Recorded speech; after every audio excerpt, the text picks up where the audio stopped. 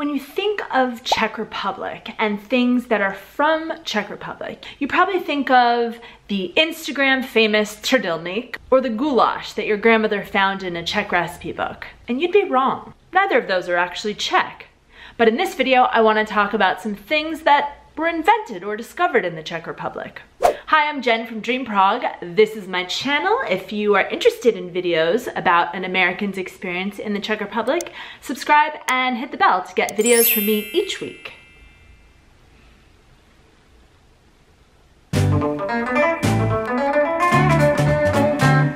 Soft contact lenses were invented by a Czech. Yep, this little miracle was invented by a Czech, Otto Victorly.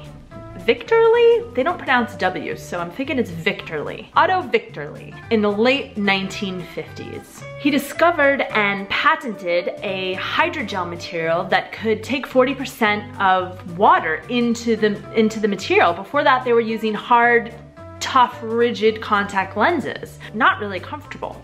And he created the first pair on Christmas Day on his kitchen table. He used a transformer from a bell, he used a bicycle dynamo, and he used a construction toy that was from a toy company, a Czech toy company, Merkur, to build this very rudimentary device to manufacture these soft hydrogel contacts. And his soft contacts are now prescribed to over 90% of contact wearers in the world. Fun fact, Czechs use the same word for contacts as they do for lentils, čočky. And so his machine was called the čočky stroj. Number 2, the net bag. You've seen them on your favorite influencer's arm on Instagram, but these net bags did not originate in a Brooklyn farmer's market or on the streets of Paris. Not everything cool comes from France. They were in fact invented in the 1920s by a Czech man named Laurel Kirchel. Now Kirchel had learned how to weave at a very young age. He came from a poor family, his mother was a servant, and he helped her weave hairnets and sell them to help feed their family. Then after he came back from World War I, he opened up a hairnet factory and would manufacture those. But then in the mid-20s, hairstyles started to go shorter, so there was less of a need for hairnets, and the Japanese also started manufacturing hairnets and infiltrating the market. And so he was at a crossroads what to do with his business. And so one night he decided to add handles to his hairnet, and the idea for a net bag was born. Fortunately, he started shipping his bags all over the world, but unfortunately, he didn't patent the design, so it was quickly copied, and so he couldn't maintain a monopoly on the design. The net bag was really popular during communist time, and I think it kind of connotes the Czech babička or the Czech grandmother to Czechs. What replaced the net bag's popularity was when grocery stores started giving single-use plastic bags away to shoppers. So only now have they started to come back into fashion, with the EU now forbidding single-use plastic bags to be given away for free, and you see these net bags all over the streets. Now the Czech word for these net bags are siťovka. Siť is network, like basically a network. So siťovka, but there's a soft T. Siťovka. Anyway, this is the word for the Czech bags, and there's a company that makes them now. It's called Česká siťovka, and you can get them at českasiťovka.cz.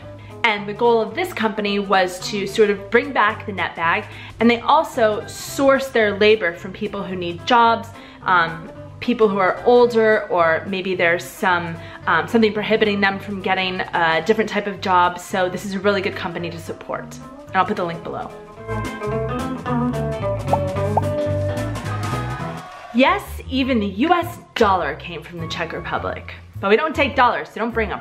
Yes, the origins of the US dollar trace all the way back to a small mining town of Jáchymov on the Czech-German border in the year 1520. So in the 15-teens, lots of silver was discovered in this town. And back then, Europe was just a collection of small city-states. They weren't nation-states. And they had no sort of currency for trade. They traded in metal, but they didn't have like a standard currency. So in this town, there was a count named Hieronymus Schlick. That's a name. And he actually was the one that named the town after Saint Jacob, Jesus' grandfather, who is the patron saint of miners. And he decided to manufacture his own currency. So he developed the talar or the tolar, depending on how you pronounce it. On the front of the coin, he put Saint Jacob because of the town's name, and on the back, he put the Bohemian lion. And he ended up minting more coins than had ever been minted in the world. So this town is obviously growing, and in 1533, this became the biggest town in what is now modern Czech Republic after Prague. It had 8,000 miners there, and they had ended up coining over 12 million tolars. And these tolars soon were traded and spread all through Europe. A few decades later, the Holy Roman Emperor decided to use the tolar as its own standardized currency. And so for 300 years, this currency was spreading all over the world, and different states would model their own currency after the tolar, and they adapted the name tolar to their own language. So in Italy, it was the talero, in Denmark, it was the dollar, and in French, it was the joukondel, because, you know, the French. It even made it as far as Africa and the Middle East, and it was used in India up until the last century. In Romania and Bulgaria, they instead called it the lion because of the lion on the back, so they called it the lev or the leu. And the Dutch called it the leeuwen dollar. Oh, please correct me if you're Dutch. The leeuwen dollar, basically the lion dollar. And as we know, the Dutch went to the New World and spread their currency throughout the 13 colonies. The English speakers in the New World started referring to this currency as the dollar and made it the official currency of the new country in 1792. So the origins of the US dollar came from the Czech Republic. But we don't want your dollars. Crowns only. Maybe euros. The next one is blood. Serologist and neurologist Jan Jansky invented blood. Well, he discovered blood. Okay, he discovered that there were classifications for blood, and he put them into numbers 1, 2, 3, and 4, which now correspond to A, B, AB, and O. Jan Jansky studied medicine at Charles University here in Prague. Go Lions! Do we have a mascot? We need to get on that. After working as a doctor on the front lines in World War I, he came back to the Czech Republic, and he focused his career trying to find the link between blood clotting and mental illness. There wasn't one. And during this time, he came up with the classification for blood into the 4 types. But he wasn't recognized for this discovery within his lifetime. In 1921, the year of his death, the American Medical Association finally acknowledged his leadership in this field over an Austrian doctor who had only come up with 3 instead of 4 classifications. Go Lions.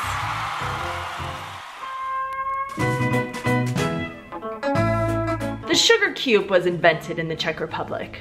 Jakub Christoph Rad was the manager of a sugar factory in Dalčice. In 1843, his wife Juliana cut herself while trying to hack a commercial loaf of sugar into pieces small enough to use in a kitchen. So Jakub invented the process and the machinery of cutting sugar into cubes for personal use. Now we never have to guess about the exact right amount to put in our tea. Notably, Jakub was the father of 16 children, which I feel like should go on his wife's Wikipedia page. When you hear the word Bohemian, you probably think of artists and writers who live freely in a Parisian loft, experimenting with drugs, hanging macrame plants from their big windows, and definitely not getting jobs. But you would be wrong. Again with the French?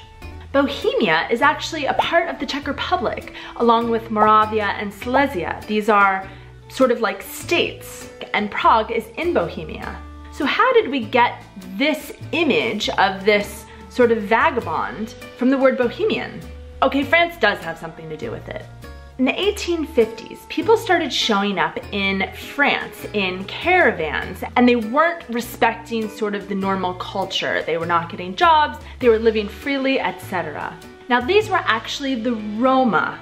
That's the population that people think came from India, that is pejoratively referred to as the gypsies.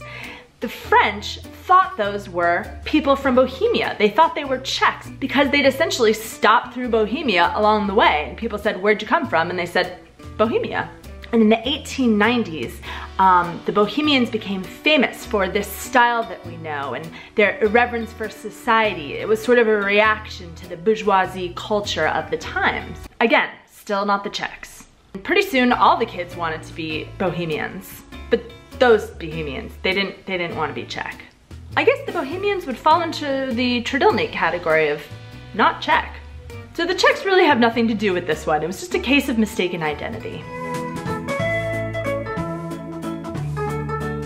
And the last thing that came from Czech culture, which oddly is one of the first things that Czechs tell you when you arrive, is that a Czech invented robots. Not the actual robot, just the word. A Czech invented the word robot. It comes from the word robota, which is a common Slavic word for forced labor. And it used to describe the laborers in the field during feudal times. So when Karl Čapek was writing his famous play R.U.R. in the 1920s, he was looking for a word to describe this fictional humanoid body that didn't have a soul. And it actually wasn't him that came up with the word robot. It was his brother, who's also famous. Karl Čapek had been on a tram in Prague and he'd come in from the suburbs and he was on this tram and everyone was smushed together and there were so many people and their dreary faces and they were even like sort of pushed to the steps to stand, and he noted how they all just looked like drones with no souls and that this was what the industrialized economy was doing to people. And this is what inspired him to write his famous play, R.U.R., Rossum's Universal Robots. And he was naming the characters quite literally, but he had to come up with a word for essentially the laborer, and he was gonna call them like labori. And he lived with his brother Josef here in Malastrana, and Josef was an artist. And he asked Josef, I don't know what to call these laborers. Just call it a robot. Ještě jedno? A robot, Carl, a robot. And that does it for today. There's a lot more for you to explore when you come to the Czech Republic, other than things that aren't even from here. So if you're interested in hearing more tales of an American's experience in Prague, click subscribe and give this video a like. Uvidíme se příští týden. Ahoj!